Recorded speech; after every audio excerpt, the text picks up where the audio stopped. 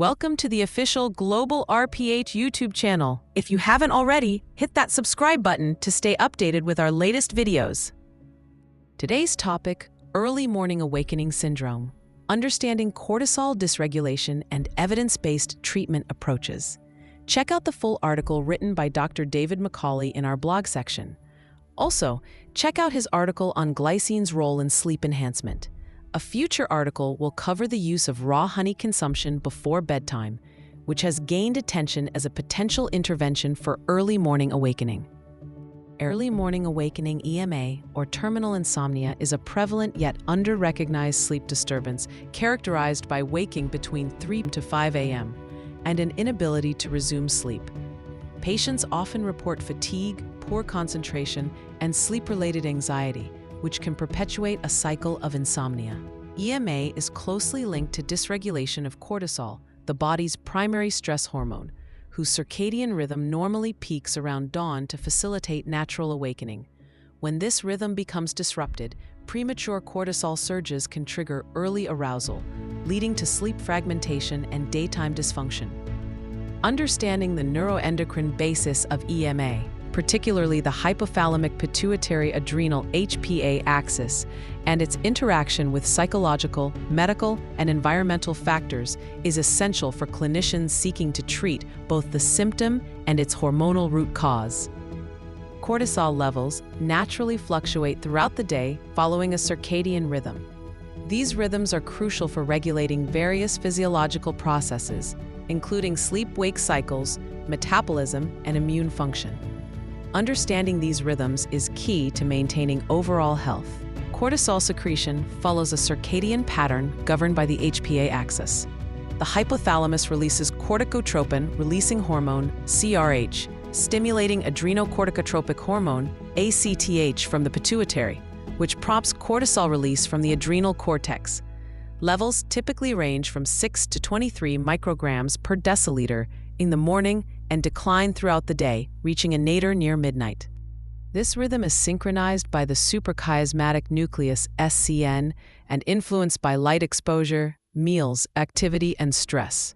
When the rhythm shifts, whether due to chronic stress, aging, psychiatric illness, or irregular routines, the morning cortisol rise can occur prematurely, disturbing late-night sleep.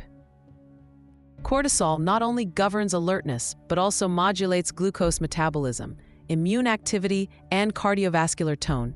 Thus, dysregulation contributes not only to sleep problems, but also to broader metabolic and psychological consequences. Multi-sample salivary cortisol testing offers a practical means of assessing diurnal rhythm abnormalities in suspected cases. Pathophysiology of early morning awakening. Human sleep consists of multiple 90-minute cycles alternating between non-REM and REM sleep.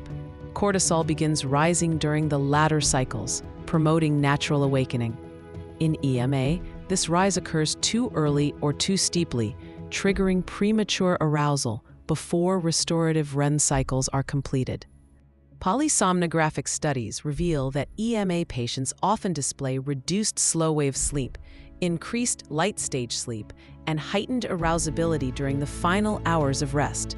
Elevated early-night cortisol can suppress melatonin, disrupting sleep maintenance. Prolonged hypercortisolemia also interferes with serotonin, dopamine, and GABA systems, further destabilizing sleep regulation. Age-related changes contribute substantially. Older adults frequently develop an advanced sleep phase, shifting sleep onset and wake times earlier. Chronic stress, psychiatric illness, and endocrine conditions, depression, PTSD, anxiety, Cushing syndrome, diabetes, thyroid dysfunction are common contributors. Risk factors and contributing conditions. Chronic psychosocial stress is the strongest modifiable risk factor. Persistent activation of the stress response maintains elevated or erratic cortisol patterns. Depression and anxiety are well-documented causes. Many depressed patients exhibit shortened REM, latency, and early morning awakening driven by elevated early morning cortisol. Other contributors include aging, natural circadian phase advancement, and altered HPA feedback. Medical conditions, endocrine and metabolic disorders such as Cushing's, diabetes, thyroid disease. Medications: corticosteroids, stimulants, and certain antidepressants. Lifestyle: irregular sleep schedules, caffeine or alcohol use, shift work, and poor light hygiene. Hormonal changes: menopause, pregnancy, and menstrual fluctuations. Genetic predisposition: variations in clock genes influencing cortisol release timing. Clinical assessment and diagnosis. Evaluation begins with a detailed sleep history, assessing onset, duration, awakening times, daytime fatigue, and associated psychological symptoms. Clinicians should screen for mood or anxiety disorders and review medications, caffeine or alcohol use, and chronic stressors. Sleep diaries 1 to 2 weeks provide valuable temporal data, while salivary cortisol testing can reveal rhythm abnormalities. Additional labs, thyroid panel, glucose, or vitamin D may clarify comorbidities. Polysomnography is reserved for refractory or complex cases to rule out conditions like sleep apnea. Standardized tools such as the Pittsburgh Sleep Quality Index, Beck Depression Inventory, and GAD-7 can quantify severity and track progress. Evidence-based treatment approaches. Behavioral and psychological interventions. Sleep hygiene is foundational. Consistent bed-wake times, limiting evening light exposure, avoiding stimulants, and creating a dark, cool, quiet environment. Cognitive behavioral therapy for insomnia, CBTI, remains the gold standard. It addresses maladaptive beliefs and behaviors that perpetuate insomnia through stimulus control, sleep restriction, and cognitive restructuring. CBTI is particularly effective when combined with stress management strategies. Light therapy in the evening can delay circadian phase, helping those with advanced sleep phase tendencies. Conversely, bright light exposure upon awakening reinforces appropriate cortisol peaks. Mindfulness-based interventions and relaxation training, for example, deep breathing, progressive muscle relaxation, can lower evening cortisol and reduce sleep-related anxiety. Stress resilience training complements pharmacologic management by addressing cortisol dysregulation at its root. Physiologic and lifestyle interventions. Exercise, moderate aerobic activity in the morning or early afternoon helps normalize cortisol rhythms. Intense late evening exercise should be avoided as it can elevate nighttime cortisol. Nutrition. Patients should avoid caffeine after early afternoon, minimize alcohol intake, and maintain consistent meal timing. A small protein-based bedtime snack can prevent nocturnal hypoglycemia and cortisol spikes. Temperature regulation supports sleep initiation. A cool bedroom and pre-sleep warm shower can facilitate the body's natural cooling process, promoting melatonin activity and lowering cortisol. Environmental control.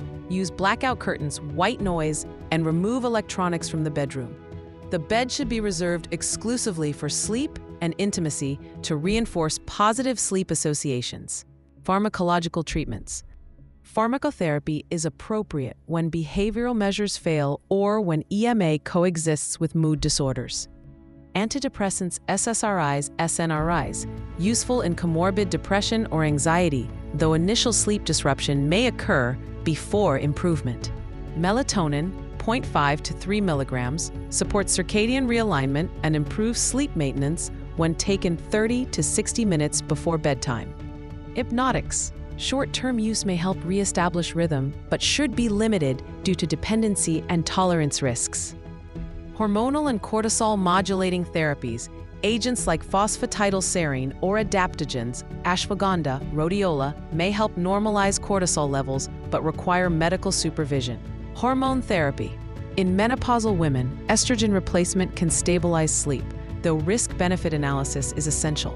Drug interactions and comorbidities must always be reviewed before prescribing. Cortisol regulation and long-term management. Effective management requires reestablishing a stable cortisol rhythm through consistent behavioral cues and stress reduction. Key strategies include morning light exposure to anchor the cortisol peak, evening relaxation to facilitate its decline, structured routines for meals, exercise, and sleep, stress management through meditation, journaling, or counseling, monitoring, Periodic saliva cortisol testing can be used to track improvements in adrenal function or stress response over time.